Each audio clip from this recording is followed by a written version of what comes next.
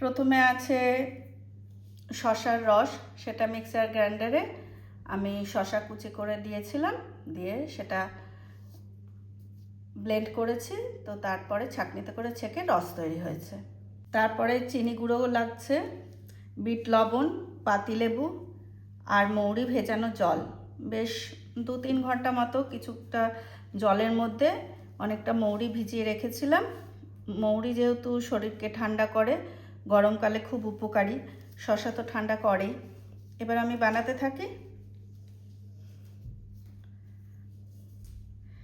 প্রথমে নিয়ে নিচ্ছি শসার রসটা, দিচ্ছি পরিমাণ মতো চিনি, যে যেরকম খাবেন সেরকমই দেবেন, আমি একটু কম মিষ্টিই দিচ্ছি। তারপরে দিচ্ছি বিট লবণ,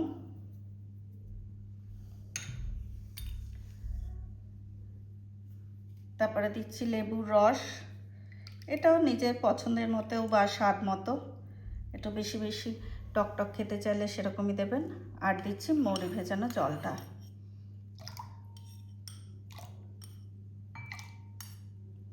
এবার সুন্দর করে এটা মিশিয়ে নেব।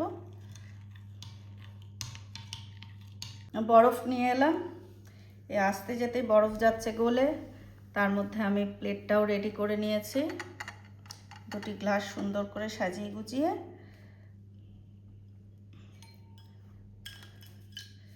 গ্লাসের মধ্যে দিয়ে দিলাম বরফ। বরফ আর বরফ নেই, গলে গেল।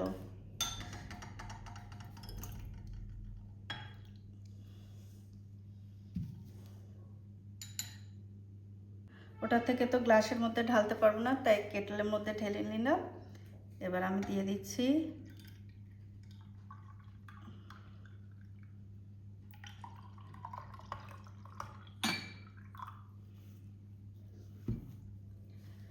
তৈরি হয়ে গেল আমার কিউকাম্বার লেমনেড।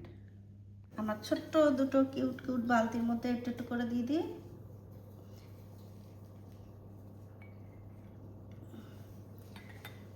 এটার একটা সুবিধা আছে, প্রথমে লেমনেডটা খেয়ে পরে সুন্দর করে শসাটাও একটু বিট লবণ দিয়ে খাওয়া যাবে।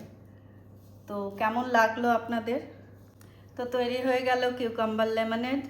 তা কেমন লাগলো? খুবই সিম্পল, আপনারা হয়তো করেওছেন, তাও আমার মতো একটু করে দেখবেন, অবশ্যই ভালো লাগবে। নমস্কার।